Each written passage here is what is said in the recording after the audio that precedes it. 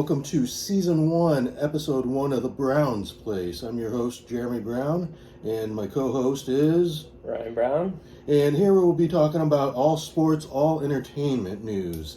This week, NFL is kicking off, so we'll have a lot of NFL stuff we'll talk about. And then we'll also touch base on some fantasy football, little college football, and also have U.S. Open finals, and we'll hit some baseball, and then a little Hollywood news for you. So let's get right into it. NFL started this week. Favorite teams? Obviously mine is the Bears. Ryan, yours is? Go Niners. San Francisco 49ers. I don't know if I like their trading their backup. Now you're relying on Sam Darnold, but yeah, we'll see how that goes. Projections for your Niners, which I probably already know. Record-wise, 13-4. 13-4. 13-4. I think we finish first in the NFC. A little fan bias, but I think that's how it goes.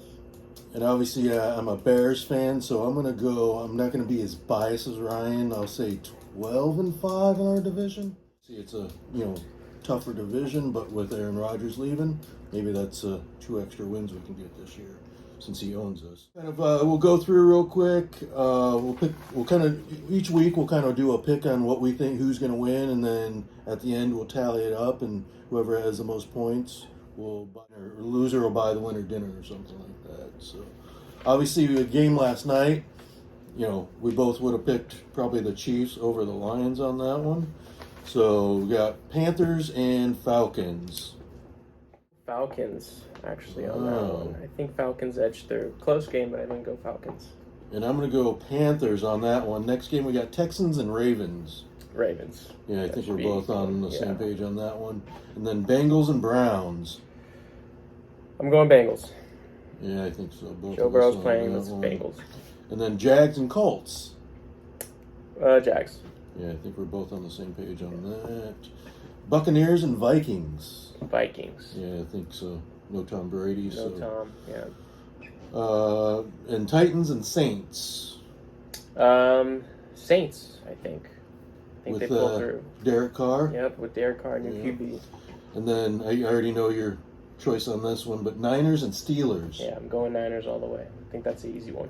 I think I'm going to go Steelers on this one just because Bosa hasn't practiced at all since he was in his contract holdout. And Steelers will always play tough at home, I think. So I think I'll take the Steelers. All right. Cards and Commanders. Commanders. Yeah, Commanders, really? Yeah, Commanders. I'm going to take Cards on that one. You still don't have a quarterback. Wow. Packers and Bears. I'm going Bears. We both go Bears on that one. I'm never going to root against them. Raiders and Broncos. This is a tough match right out the gate. Yeah, I think... You got Jimmy G down at Las Vegas now? I think Raiders. I think I'm going to go Raiders. Oh, wow. I'm going to go Broncos at home. Yeah. So, and then this is also a good one. Dolphins and Chargers. Go Dolphins, though. Wow. I'm kind of on the fence on this one. I'm going to go Chargers on this one just because they're at home. And then here's another one. Eagles and Patriots. Eagles. Yeah, I think we're both on the same on that one. That should be an easy one. Rams and Seahawks. A little division game right off the bat. I'm going to go Seahawks. I think I'm going to go Seahawks too, just because Rams, I don't think they have a... Oh, that's right, they don't have a cup. I guess Geno we trust in Seahawks, I guess, since you just gave him a 3-year contract. So, Cowboys and Giants, another league game. Going Cowboys. Cowboys on the Giants. So Cowboys. I think so on that one. Danny Dimes, 4 years for $160 million. Yeah, 40. Daniel Jones. Yeah. Yikes. And then Bills and Jets. It's a good game. I'm going Bills, though. I think it's going to be pretty defensive, I think, on this one. So, I think you got to go Bills on this one. So, all right. So, we'll tally those up at the end of the week and then see how we did. Just projections, which I'm thinking for AFC. Obviously, on the AFC East, thinking Bills. You got Bills, Jets, Dolphins, Pats. Tough division, but yeah. In the North, you got Steelers, Browns, Ravens, Bengals. I'm going Bengals. Probably Bengals on that one. Obviously, Ravens are going to be up there. And then the South, you got Jags, Texans, Colts, and Titans. Going Jags. I think Jags on that one too. They did pretty well last year. Yeah. And then the West, you got Raiders, Chargers, Chiefs, and Broncos. Chiefs. I think you still go Chiefs, even though you didn't have Ugly. Kelsey, and they Yeah. no new offensive coordinator too. So I think that's gonna. NFC, you got Commanders, Giants, Cowboys, Eagles. Eagles. Yeah. And then the North, you got Packers, Lions, Bears, and Vikings. You got Bears. You got Bears. I got Bears. I think I have Bears too, actually. Oh boy. I think I have Bears. And then the South, you got Saints, Bucks, Falcons, and Panthers. I think we're both on the same one on this. I'm going one. Saints. Saints. Yeah. I'm going Saints. I Saints just don't know what the Bucks are going to be. No. Plus, they got Bakers down there. Yeah. Baker's down Baker there. we trust. Yeah. So, and then the West, you got Cardinals, Seahawks, Niners, and Rams. It's an easy one. 49ers, obviously. The only thing I would say is they got to stay healthy. If they lose Purdy or he doesn't perform like he did last year, that's a lot of trust you're putting in Purdy. So A lot of trust you have to put in Darnold too. yeah, that's why I didn't like the Trey Lance trade. But hey, and like what we discussed a little bit earlier, Rodgers going to a new team, Derek Carr going to a new team. You got Geno re-signing. You got a couple other guys. Sam Darnold being backup for the Niners. So Mariota going to the Eagles as a backup, obviously there. And Andy Dalton to the Panthers. So, and Jimmy G to the Raiders. So I think Raiders, that one will be a big one. Hopefully he's a little better than Derek Carr was, or maybe they're the same and it might be a wash. We'll see how he does. And they don't have tight end this year. They don't have Waller. Yeah, they lost to, Waller. Where did he go to the East? He's on the Giants. Yeah. So hopefully that'll fix Danny. Yeah. So we'll see how he does. So that's it for our NFL kickoff this week. That was a little long segment, but for the first kickoff week, I think obviously that will take most of the time. But next time it won't be as in depth and all that. We'll just kind of go over winners and losers and where they stand. So college football, real quick. You got your top 5. You got Georgia, Michigan, Alabama, Florida State, Ohio State, and USC. Big one was Colorado upsetting TCU this past week. Yeah, Coach Prime. Obviously, that was an offensive game. It was 565 yards to 541 yards. Yeah. So hopefully, maybe Coach Prime can play some defense. Yeah, a little defense. Or at least coach defense. His boy, though, quarterback, he was 38 for 47, 510 yards and 4 touchdowns. Couple school records. Yeah. So yeah, right off the bat. So obviously there was some turmoil when Coach Prime went. He had 87 newcomers come to the team. Yeah, stripped the squad. Which is a team that they only won 1 game last year. So obviously they've already tied that record up so far. So hopefully we'll see some big things out of Coach Prime. I think they're selling that place out already, so we'll see. A couple other ones was like Oregon, and I don't know what you think about this, but some of these scores and some of these teams that they play is just, it's almost stupid. You get Oregon versus Portland State, 81-7. Yeah, no business playing those teams. Why is that? Why are they playing? No business. Someone's going to get hurt, and then on an 81-7 game, and that's just going to piss your season away. So, Kansas State against Southeast Missouri State, 45-0. Oklahoma 73, Arkansas State 0. You had number 22 Ole Miss 73, and then Mercer 7. But you did have a couple upsets this week. You had number Florida State beating LSU, and then you also had Clemson losing to Duke. That's right, yeah. That was a big one. Yeah, a couple big upsets there. But yeah, some of those college games, I know that they try to, even like Nevada versus USC. Yeah, our alma mater. That was ugly. That's just ugly. So I think they could either strengthen those schedules or maybe just do without. I don't know. I know some of those smaller teams want to play some of the bigger teams, but when you're losing 81-7 or 45-0, I don't know how much you're getting out of that. Yeah, not helping either side really. Yeah. So let's go fantasy football. I'm not a big fantasy football or fantasy baseball guy anymore. I used to do it when I was a little younger and had a little more time. I was big into fantasy baseball. I won 2 of my leagues before, but then it's just too time consuming. So, like, how many leagues do you have? For football, this year I have 3. So 3 leagues. 3 football leagues. And how many drafts? So 3 drafts. How long are those drafts? About an hour each. So an hour. That's 3 hours right there. So 3 hours of your life. And then how many hours do you think you're dedicating a week to fantasy football for those leagues? Probably maybe 2. 2 hours a week? 2 hours a week. You got to set your lineups, look at the players, look at the scores, upcoming games. Kind of evaluate situations. Probably, I'd max it out at 2. And then is this something you're not doing it daily or anything like that, or looking at not for football injuries and stuff like that? Not for football. Not for football. And then what's winner get on those? Usually just the pot. So our buy-in for one of our leagues was $50, another one was $40, and then another one was $25. So you're spending 2 hours a week for. Pot will be $250 for one. The other one I think is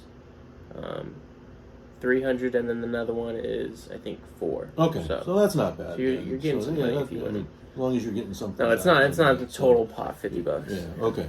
And then it's not like a participation trophy either. No. All right. And then what about, like, I always wondered about, like, early season, even for, like, the regular season, not just fantasy football, but like those first couple of weeks. How are you judging who's doing what? Because even, like, the starters aren't playing, in preseason, so then they're winded halfway through, first couple games. How are you judging fantasy football? Weeks, you're kind of just looking at the projections. Okay. Kind of the projections that the website, whatever platform you're using, is giving you. It's kind of what you got to go off of. And then, resume, what guys did before in previous seasons or prior seasons, whatever it is. Just going off of that. Okay, so that's what I do, at least. All right, so that's our fantasy football segment for this week, and then we got we got U.S. Open, we got women's finalists, and then now the men's finalist is set up. So women's finalists, we got Coco Gauff, Arena Sabalenka. Yeah. She's 19 years old. She seems like she's way older than that. Seems like we've seen her around for a while. But yeah, still only 19 years old, but she still hasn't won any majors. Arena from Belarus, 25 years old. She's got 1 Grand Slam, the 2020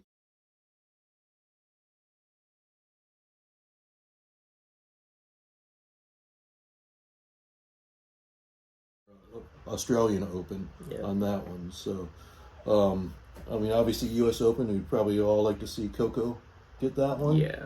But yeah, I think that'll be a good match. It's number 6 versus number 2, so we'll see about that one.